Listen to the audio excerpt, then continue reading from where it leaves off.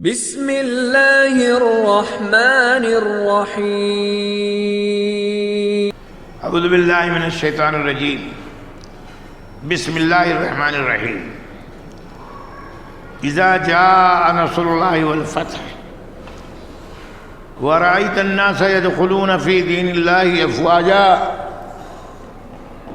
فسبح بحمد ربك واستغفره إنه كان توابا۔ اس سورہ کا نام سورۃ النصر ہے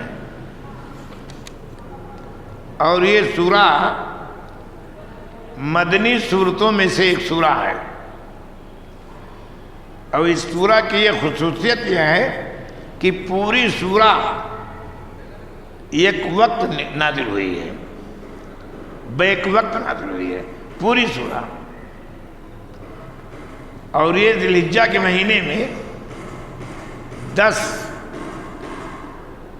ذی الحجہ کو نازل ہوئی ہے، جب اللہ کے رسول صلی اللہ علیہ وسلم منی میں خطبہ دے کر فارغ ہوئے۔ اس سورہ کے تعلق سے ایک بات ملحوظ رکھنا چاہیے کہ پہلے میں یہ کہہ رہا ہوں کہ اس کا ترجمہ کر دیں سیدھا سادہ، اس کے بعد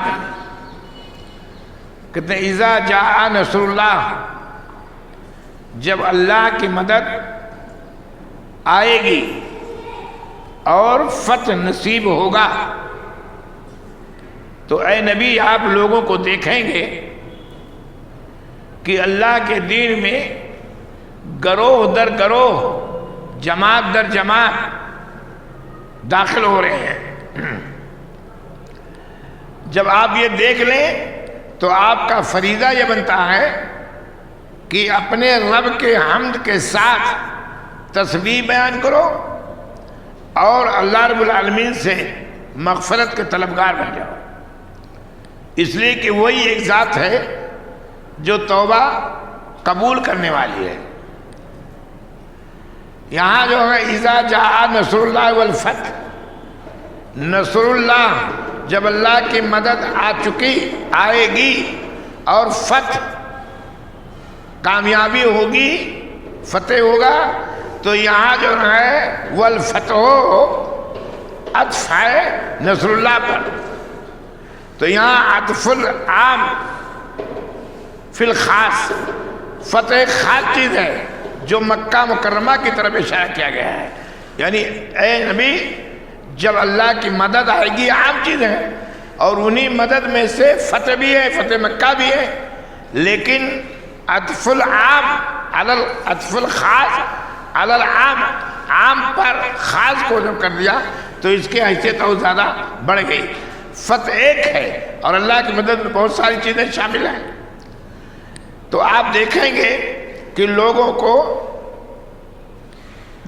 اللہ کے دین میں فوج در فوج آ رہے ہیں۔ جب مکہ فتح ہو گیا تو لوگوں کو یقین ہو گیا کہ یہ دین حق ہے اور کامیابی نبی اور نبی کے متبعین ہی کو ہوگی، اس لیے بہت سارے لوگ دائرے ایمان میں آنے لگے۔ حضرت سفیان جو پہلے مسلمان نہیں تھے، اللہ کے رسول کا خاص دشمن، اس کی بیوی بھی ہند، لیکن یہ مکہ فتح ہونے سے پہلے ادھر معاملہ مکہ فتح ہوا تو فوراً ہی جا کر کے دین اسلام کو قبول کر لیا، اور بہت سارے لوگوں کو دیکھا گیا کہ اب حق ہو گیا، باطل ہو گیا، اب حق کی کامیابی یقینی ہے۔ تو اس میں اللہ رب العالمین نے خوشخبری دیا ہے، آخری وقت میں سن 10 ہجری میں نازل ہوئی، تو اس میں خوشخبری دیا ہے کہ اب لوگ کامیاب ہیں، آپ لوگ، اور اللہ کی مدد اور فتح آپ کے ہاتھ میں اللہ رب العالمین دے دے گا، تو اپنے رب کے حمد کے ساتھ تسبیح بیان کرو اور اس سے مغفرت طلب کرو۔ ایک واقعہ اس آیت میں جب یہ آیت نازل ہوئی تو بہت سارے صحابہ کرام نے اس بات کا احساس یہ کیا کہ اب شاید نبی کریم صلی اللہ علیہ وسلم کا آخری وقت ہے، اور آپ نے مینا کے خطبے میں یہ بھی کہا تھا کہ اب شاید آئندہ تم لوگ مجھے یہاں نہیں دیکھو گے۔ اسی وقت صحابہ کرام کو شک ہو چکا تھا کہ گویا کہ اللہ رب العالمین کا پیغام مکمل ہو چکا ہے، اور جس چیز کے لیے اللہ کے رسول دنیا میں تشریف لائے تھے وہ پورا ہو چکا ہے، اس لیے اب دنیا سے آپ رخصت ہونے والے ہیں، آپ دنیا سے رخصت ہو جائیں گے۔ چنانچہ حضرت عمر بن خطاب رضی اللہ تعالیٰ عنہ اور عبداللہ بن عباس کا واقعہ جامع صحیح بخاری میں ذکر ہے۔ کہتے ہیں کہ عبداللہ بن عباس رضی اللہ تعالیٰ عنہ حضرت عمر کے بڑے قریبی ہو گئے تھے، اس بنا پر کہ ان کے اندر علم تھا، حالانکہ عمر بہت کم تھی۔ تو حضرت عبداللہ بن عباس جب ان کی محفلوں میں جاتے تھے، حالانکہ حضرت عمر کے پاس بڑے بڑے بدری صحابہ، بہت بڑے بڑے صحابہ موجود رہتے تھے، تو ان صحابہ کرام کو برا لگتا تھا کہ ایک چھوٹا بچہ ہے، یہ ہمارے یہاں کیوں آ رہا ہے۔ بلکہ بعض لوگوں نے حضرت عمر بن خطاب سے شکایتاً کہا کہ امیر المومنین یہ چھوٹا بچہ ہے، ہماری محفلوں میں آنے کا کیا اسے ہے، اختیار آپ نے دے رکھا ہے۔ تو حضرت عمر بن خطاب رضی اللہ تعالیٰ عنہ نے فرمایا کہ اس کا جواب میں دوں گا، آپ کے سامنے دوں گا جب معاملہ صحیح ہوگا تب۔ تو ایک دن حضرت عمر بن خطاب نے حضرت عبداللہ بن عباس کو بلایا، اور بڑے بڑے صحابہ تھے، ان کو بھی ساتھ میں تھے۔ حضرت عمر بن خطاب کا ایک طریقہ یہ تھا کہ علم والوں کو بہت زیادہ محبت کرتے تھے، علم والوں کو اپنے پاس رکھتے تھے، چاہے وہ عمر میں کم ہو یا عمر میں زیادہ ہو۔ تو جب سارے لوگ آ گئے اور عبداللہ بن عباس بھی آ گئے، تو حضرت عمر بن خطاب رضی اللہ تعالیٰ عنہ نے پوچھا کہ اذا جاء نصر اللہ والفتح کا کیا معنی ہے، کیا معاملہ ہے یہ، اس کی تشریح کرو۔ تو کچھ صحابہ کرام تو ایک دم خاموش ہو گئے، انہوں نے کچھ نہیں کہا اللہ و رسول عالم، اللہ اس کے رسول زیادہ بہتر جانتے ہیں، ہمیں نہیں معلوم ہے۔ اور کچھ لوگوں نے کہا کہ نہیں، خوشی کا اظہار کیا، کہا یہ ہمارے لیے بشرا سارہ ہے، یہ خوشی کی بات ہے۔ بات خوشی کی یہ ہے کہ اب دین غالب آ گیا اور ہمارا پرچم لہرا گیا، اور وہ لوگ سارے لوگ مرعوب ہو گئے، اور جو مشرک تھے، کافر تھے، ان کا زور ٹوٹ گیا خوشی میں۔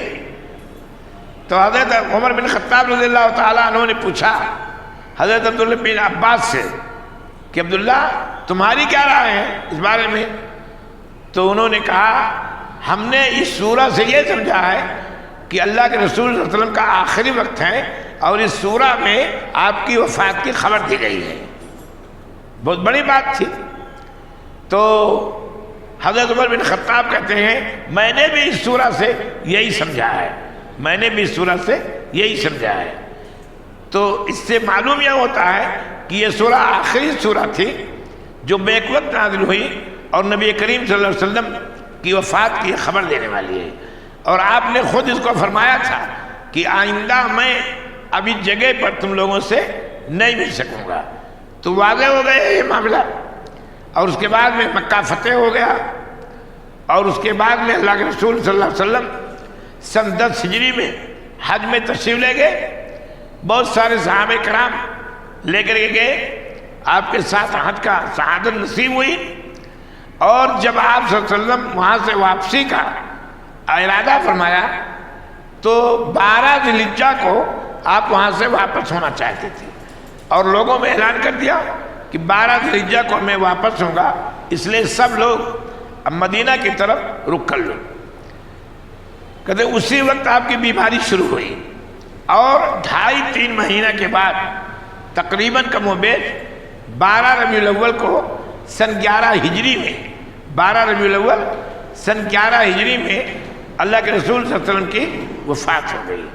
تو یہ آیت بھی، یہ سورہ بھی اس بات کی شہادت دیتی ہے کہ اب ختم، جب وقت ختم ہو جائے تو پھر اب دنیا میں رہنے کی کوئی ضرورت نہیں ہے۔ ایسے تمام انبیاء کرام کی جب تبلیغی سرگرمیاں اور اللہ کا جو پیغام ہے لِيُظْهِرَهُ عَلَى الدِّينِ كُلِّهِ، تمام دین پر اس کا غلبہ ہو گیا، تو اللہ رب العالمین نے اپنے نبیوں کو دنیا سے اٹھا لیا اور جنت کی نعمتوں میں کر دیا. تو یہ بات اس میں کی گئی ہے. فسبح بحمد ربک، تو کہتے ہیں اپنے رب کی حمد کے ساتھ تسبیح بیان کرو. تسبیح کے معنی پاکی بیان کرنا. اس سورت کے نازل ہونے کے بعد اللہ رب العالمین نے گویا کہ حکم دیا ہے کہ اب تمہارا دین مکمل ہو گیا ہے، اب تمہارے رخصت ہونے کا وقت آ گیا ہے، اس لیے اپنے رب کی حمد کے ساتھ پاکی اللہ رب العالمین کی بیان کرو. چنانچہ جامع صحیح بخاری کی روایت ہے کہ جب یہ سورہ نازل ہوئی تو اللہ کے رسول صلی اللہ علیہ وسلم نے سبحانک اللہم ربنا و بحمدک اللہم اغفر لی، یہ دعا آپ نے معمول بنا لیا. آپ رکوع میں بھی یہی دعا پڑھتے تھے اور یہی دعا سجدے میں بھی پڑھتے تھے. سبحانک اللہم ربنا بحمدک اللہم اغفر لی، میں اللہ کی حمد کے ساتھ میں اللہ کی پاکی بیان کرتا ہوں اور مغفرت طلب کرتا ہوں. رب اغفر لی، اللہ مجھے بخش دے. یہ دعا چاہیے کہ یاد کر لیں اور اس دعا کو آپ رکوع میں اور سجدہ میں پڑھتے رہیں. اس میں کوئی گنتی کی تعداد حدیث میں نہیں موجود ملی ہے مجھے، اس لیے یہ دعا پڑھیے، انشاءاللہ اللہ رب العالمین آپ کو معاف کر دے گا. انہو کان توابا، اس لیے کہ یقیناً اللہ رب العالمین توبہ کو قبول کرنے والا. تواب کا معنی توبہ کرنے والا. تابہ یا توبہ سے مبالغہ کا سیگا. جو اللہ رب العالمین کے دربار میں توبہ کرے گا اللہ رب العالمین اس کی توبہ کو قبول کر لے گا. یہ تو اس سورہ کے تعلق سے مختصر انداز میں پوری تفسیر ہو گئی ہے.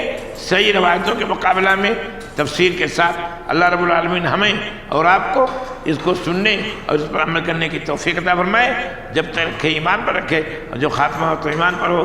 ربنا تقبل منا انک انت السمیع العلیم وتب علینا انک انت التواب الرحیم واستغفر اللہ لی ولکم ولسائر المسلمین واللہ یعلم ما تصنعون. کل انشاءاللہ سورہ کوثر.